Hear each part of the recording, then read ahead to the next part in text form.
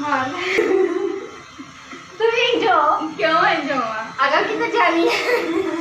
नहीं मैं इंजो तो फिर उठते आ जाओ तरीके से डॉक्टर पर एक बार मरीज आंदा है तो बार-बार नहीं आंदा है पक्की गल में तुम टीका ही ला देनी अखा अखा बंद कर ना टीका और मैं आप तो नहीं करनी मैं आप इसलिए टीका लाते अपने आप को लाह पैंदे लाते यार टीका तो मैं पीड़ मैनू क्यों होई है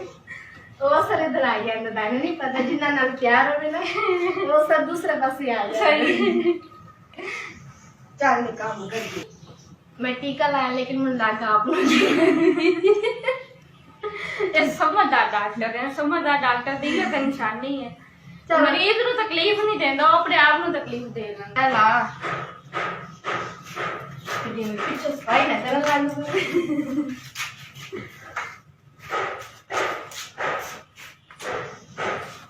सो ना जाए कंबल लेके जिवें खराब दी हुई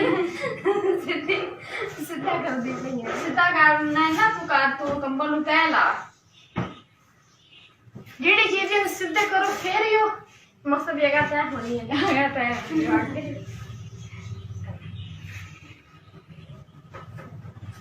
करता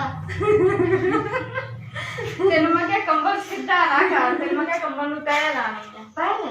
किवें कर तेरी मम्मी किवें ताल है आ मोरियां किवें होईयां शर्म नहीं आती मोरियां मेरी बचपन दी हैं मेरे बचपन से आने तो सही गल है मेरी बचपन दी हैं ने मैं टोटल दी गई है कि टोटल नु मोरियां तो जो दी मैं भी गाली कर दी पई है ए तेरे कोल बचपन दा टोटल है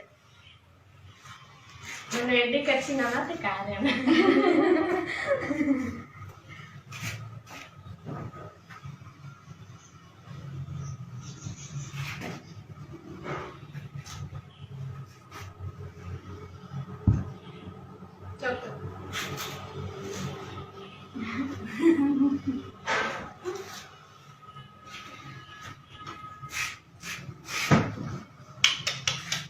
बड़ा मेरे साथ खोती रेडी का बैंड था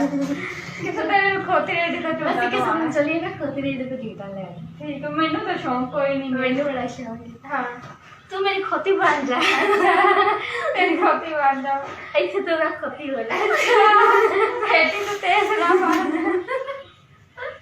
मैं बोलूँ तो नहीं क्या मां एक मिनट बात तो सही और एक तो कुछ है भी नहीं अच्छा तू बन जा खा तो फिर चलावे लगो मैं तेन चलावांगी कि मैं तेरे चलाने चलाने नहीं आना